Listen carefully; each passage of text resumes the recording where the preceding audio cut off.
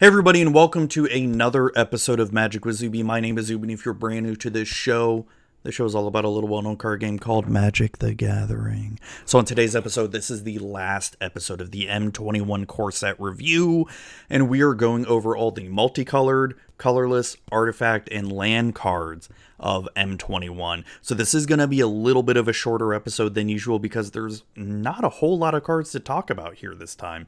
I mean, there's quite a few, but not nearly as much as the other colors as well, because with core sets, it's usually more monocolored focus because they do try to make it easier to draft for newer players, and I like that. You know, sometimes it's nice to go back to the basics sometimes and not have these really complicated sets like Ikoria was. Ooh, boy, that was a complicated set to draft. Comparatively, when you look at core sets. So, without further ado, before we get into it, let me get some announcements out of the way. The show can be found on iTunes, Google Play, Stitcher, TuneIn Radio, and Spotify, and on YouTube. You can check out the show's Patreon at patreon.com/magicwithzuby, and if you want to reach out to me, you can reach out to me on Twitter at magicwithzuby, on Instagram at magic_with_zuby, and you can email me with any questions you may have at mtgzuby@gmail.com, and we've got two quick little ads out of the way here, and we will get on to the last remaining cards of M21 here. Well, hey there, Zoe. Why the long face there, chum? I just want to order some magic cards, but the shipping was too expensive. Too expensive? Well, did you know if you go to legitmtg.com, you can order any magic cards, and anything over $2 or more has free shipping? Wow, free shipping's at legitmtg.com. That's amazing. You heard that right, Zoe. Free shipping at legitmtg.com with any order over $2 or more. Be sure to visit today and get the best deal on Magic singles and Magic sealed product available. Wow, that's amazing. And that is how you beat the latest standard meta with Abzan. Ugh, it feels like there's no Magic content out there for someone like me. Someone who doesn't want to be competitive. Someone who is... Who is... a normie? Yeah, exactly! A normie! Well, have I got the show for you, the all-new Magic for Normies show. Hi, I'm Pixie. And I'm Zuby. Together, we host the all-new Magic for Normies. It is the Magic the Gathering show for all your normie needs. We don't care what deck got into the top 8 or what deck is winning. We care about having fun playing Magic. That's right, Pixie. You can watch us on Pixie's Twitch channel at twitch.tv/PixieKittenPlays and catch the VOD on our YouTube channel, Pixie Kitten Plays. If audio is your thing, you can find episodes on the Magic with Zuby RSS feed. Magic for Normies. Alright, so first up for the multicolored cards is we've got Alpine Houndmaster. Ugh, I'm having a hard time saying these names just right off the bat here. For a red and a white, it's a human or warrior creature. It's a 2/2. When this enters the battlefield, you may search your library for a card named Alpine Watchdog and or a card named Igneous Cur. Reveal them, put them into your hand, then shuffle your library. Whenever Alpine Houndmaster attacks, it gets +X/+0 until end of turn, where X is number of other attacking creatures.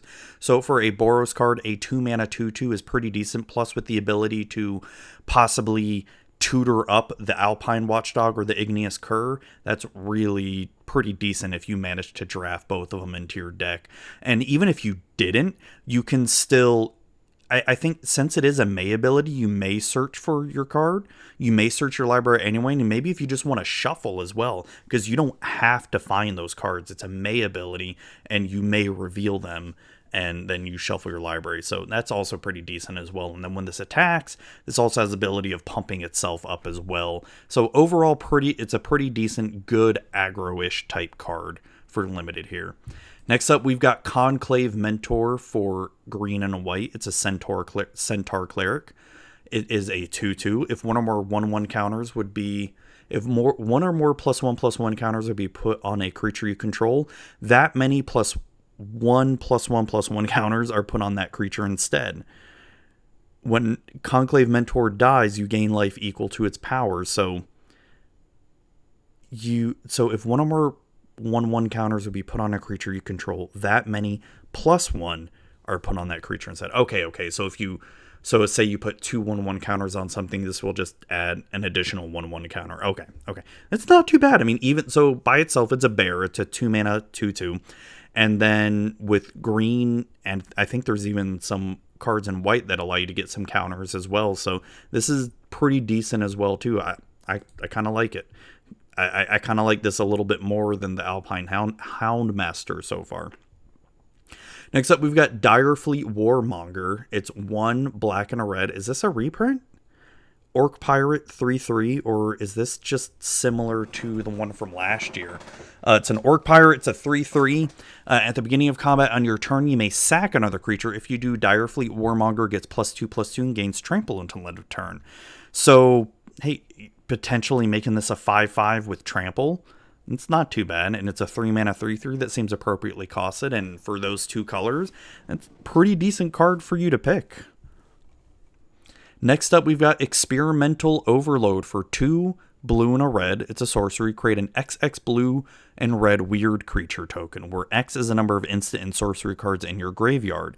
Then you may return an instant or sorcery card from your graveyard to your hand. Exile Experimental Overload.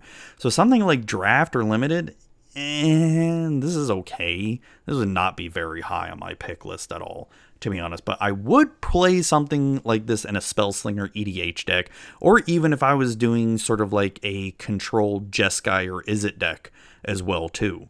I would play this in like Standard or Historic, something like that as well. It's not too bad, and you get to recur one of your instant or sorcery cards, maybe that good counter spell you want.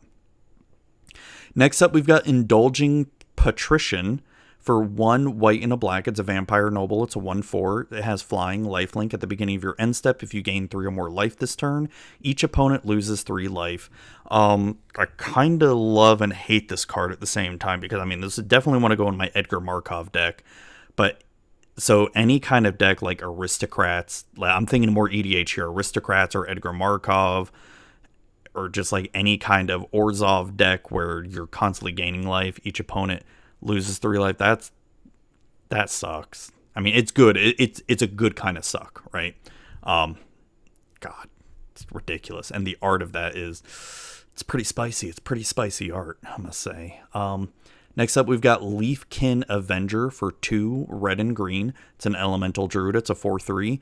You tap this to add green for each creature you control, power 4 or greater. Okay, that's interesting. You can pay 7 and a red, and this deals damage equal to its power to target player or planeswalker. Okay, so this would be a decent kind of card. So a 4 mana 4/3 is not too bad, and then plus you have the possibility of just adding 1 green mana because it would count itself. But what I really like is the late game possibility of paying 8 mana to deal possibly 4 damage to target player, and that is really useful in a format like Limited, because sometimes you get in those stalemates and then boom, you have all this mana, nothing to do because you're kind of waiting for each other. Boom, you pay 8 mana and deal 4 damage to target player and just kill them that much quicker. Next up, we've got Lore Scale Codal, 1 green and blue. It's a snake creature. It's a 2/2. Whenever you draw a card, put a 1/1 counter on Lore Scale Codal. Is this a reprint or something? Or I swear I've seen a card very similar to this here. It's a 2/2 for 3, which isn't too bad, but you're going to always put a counter on this every turn whenever you draw a card, and that's just pretty dumb and great. And green and blue are the best card draw colors apparently now. Next up, we've got Niambi Esteemed Speaker for white and a blue. It's a human cleric legendary creature. It's a 2/1 with flash. When this enters the battlefield, you may return another target creature you control to its owner's hand. If you do, you gain life equal to that creature's converted mana costs. And then you can pay 1 white and a blue and tap this, discard a legendary card, draw 2 cards. So you may return another target creature you control to its owner's hand. Do you gain life equal? Okay, I mean, it could be a good way to, if you want to save one of your creatures from dying, right? So, I mean, that is decent, but otherwise it's okay. I mean, even like discard a legendary card, draw 2 cards.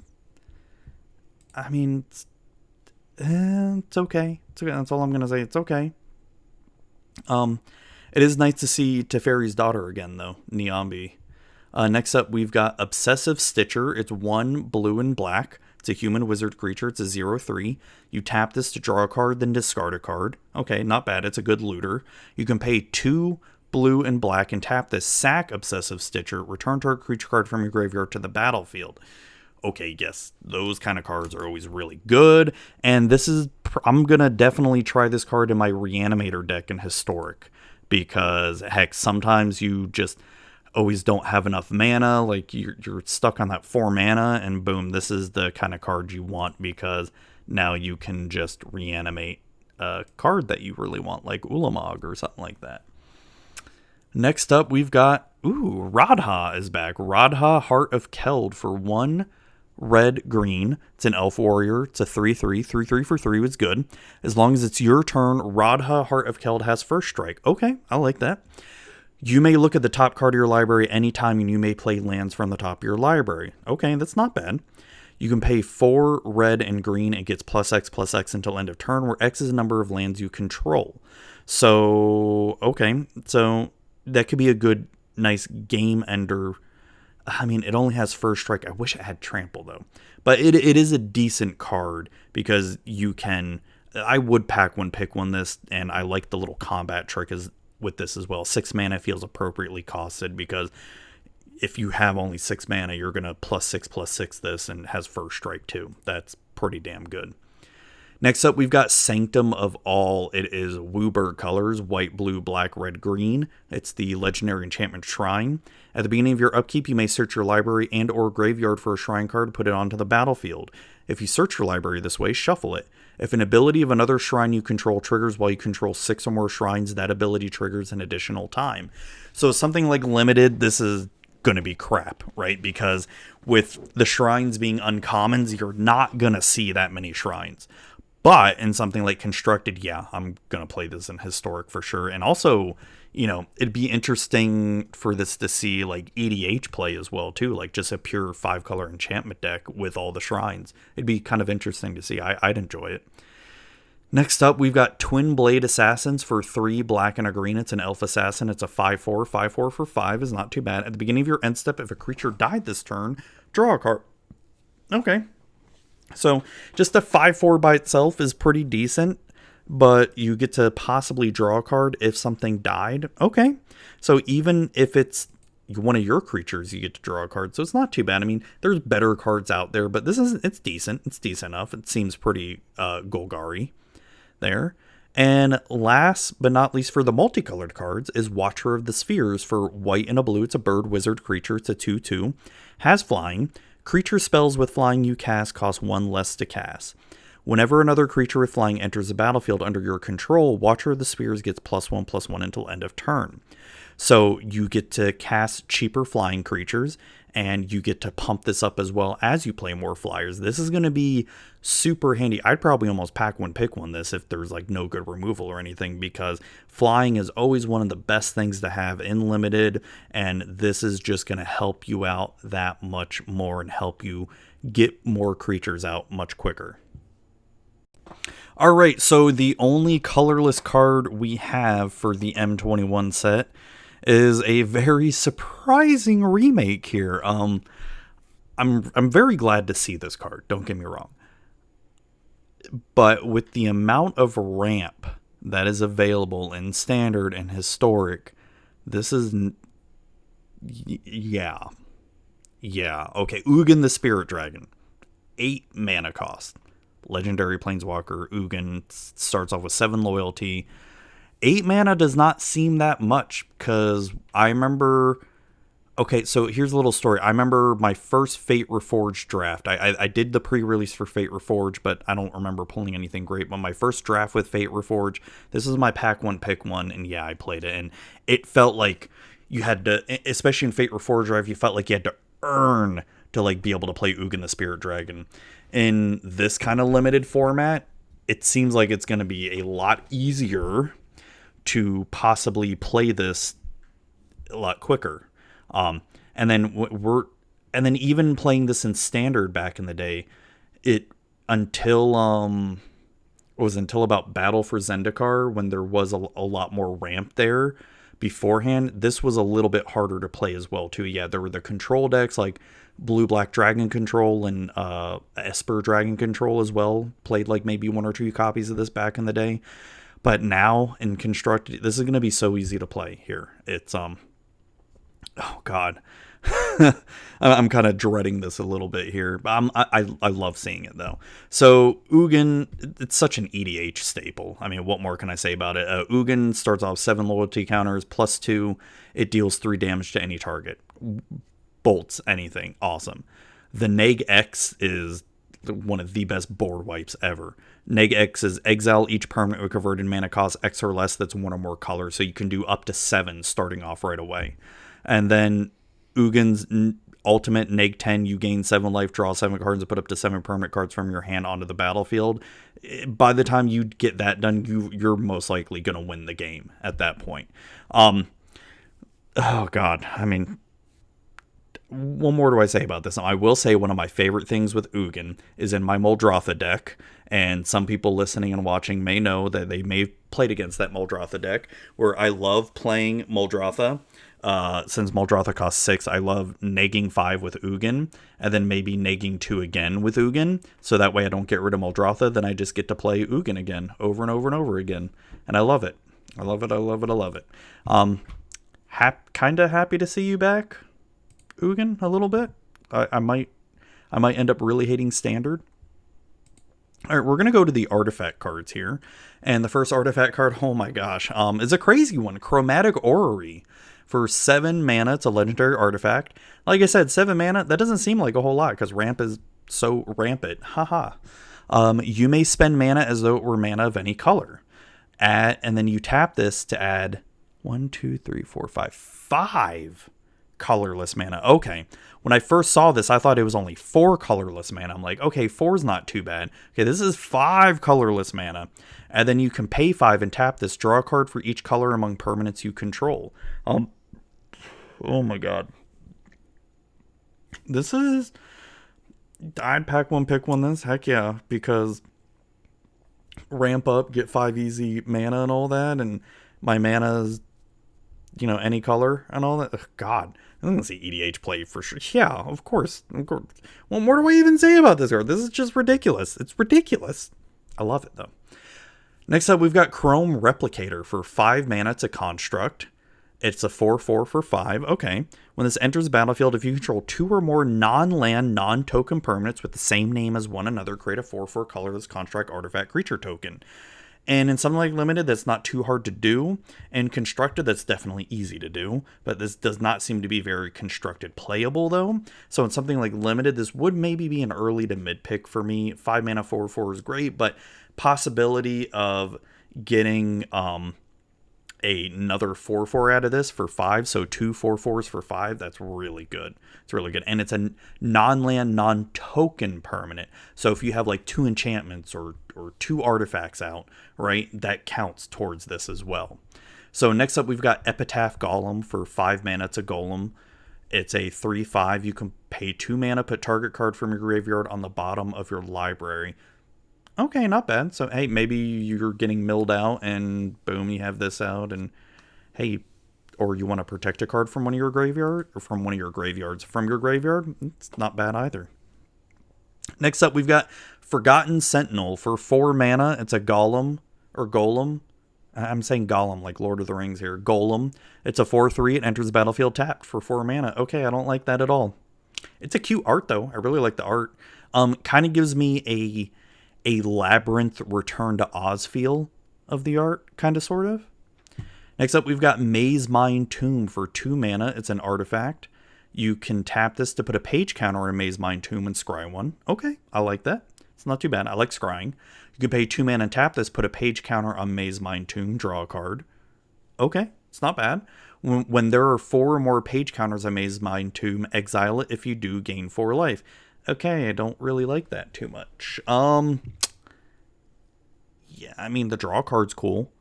The scrying is cool, and then you have to exile it when it has 4 or more page counters. Yeah, I might skip this card completely. This is like limited fodder over and over again. I can't even see this playing Commander. I mean, I could be 100% wrong, right? But it's kind of crap.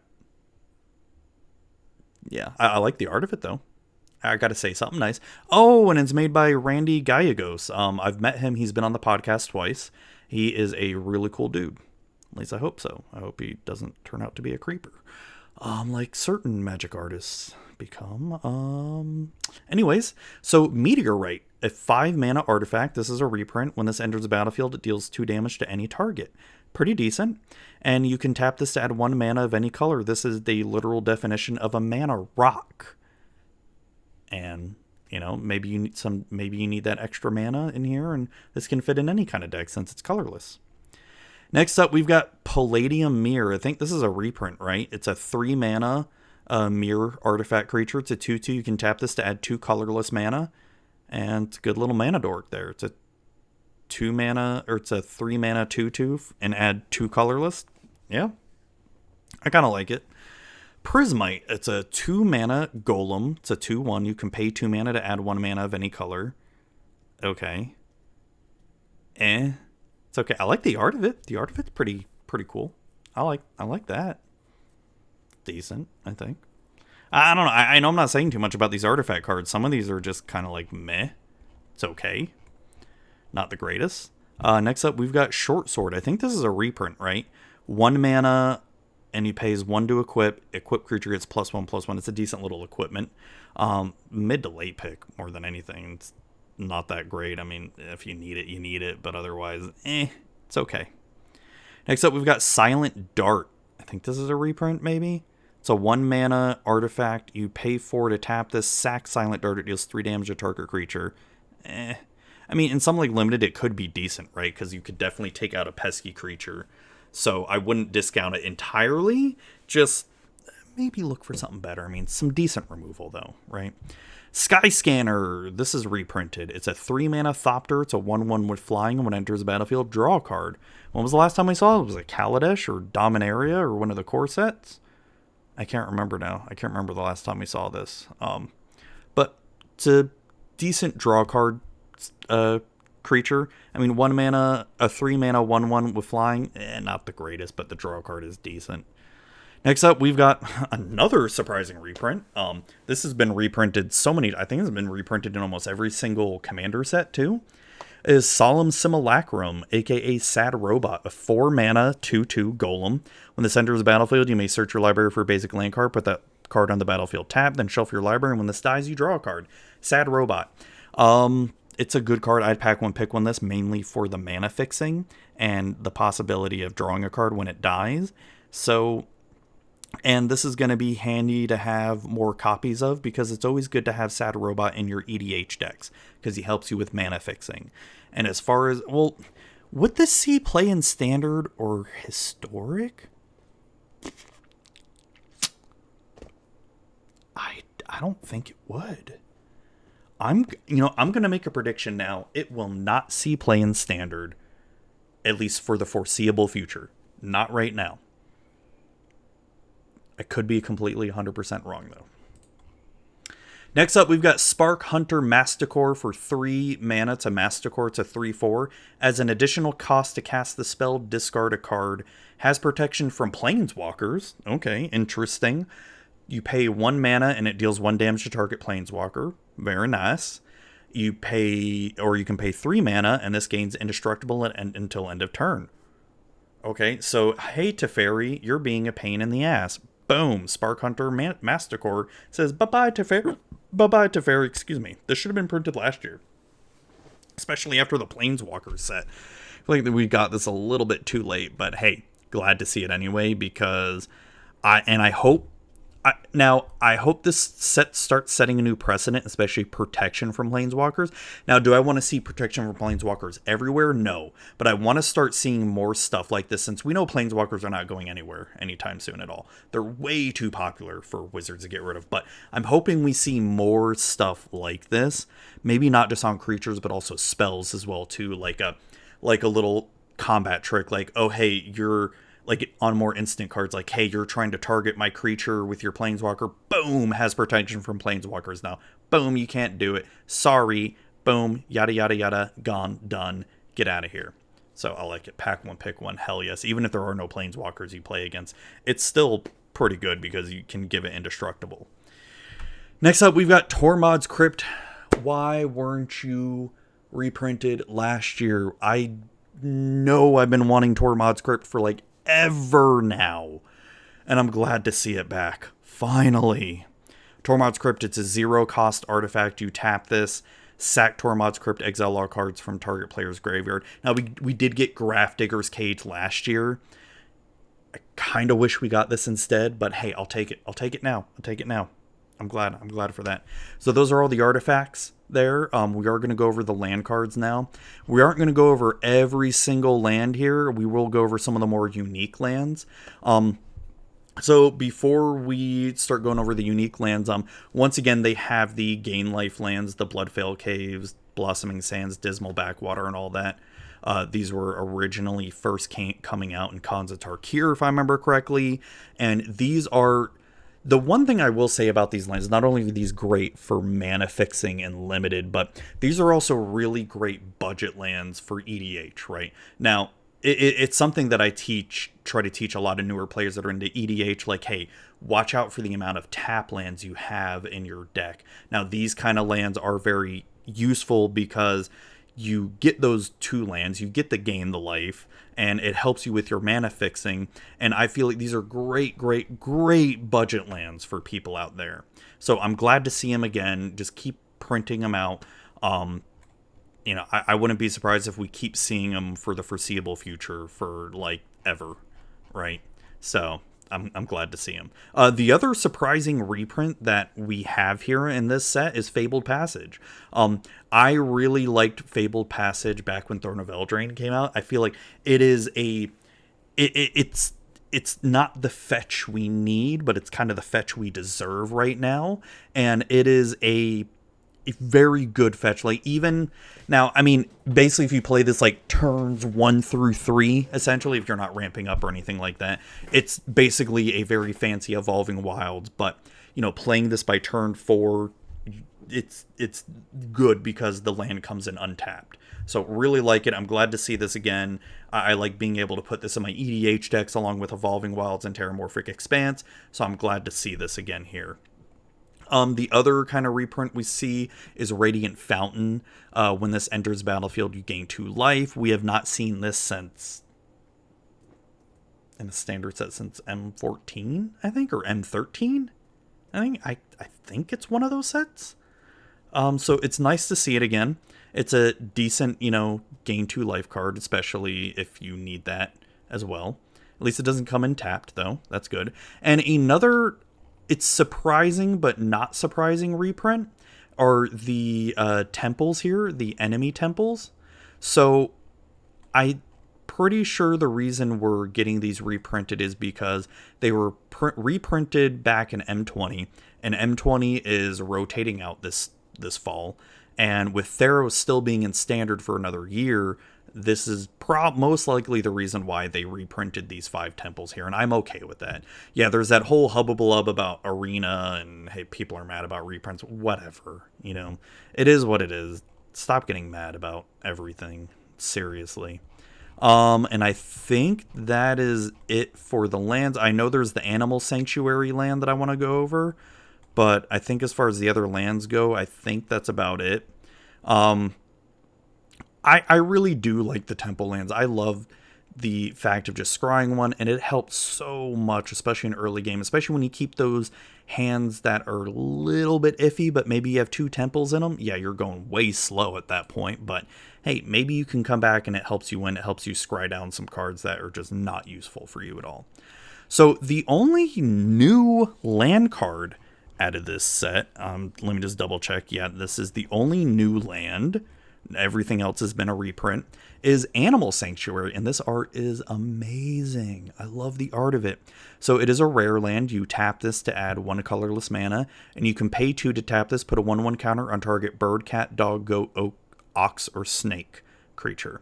No owners allowed, says the Sanctuary sign. So as far as, so I'm thinking this from a limited perspective, this will not be a pack one, pick one at all. I'd ignore this and look for something else.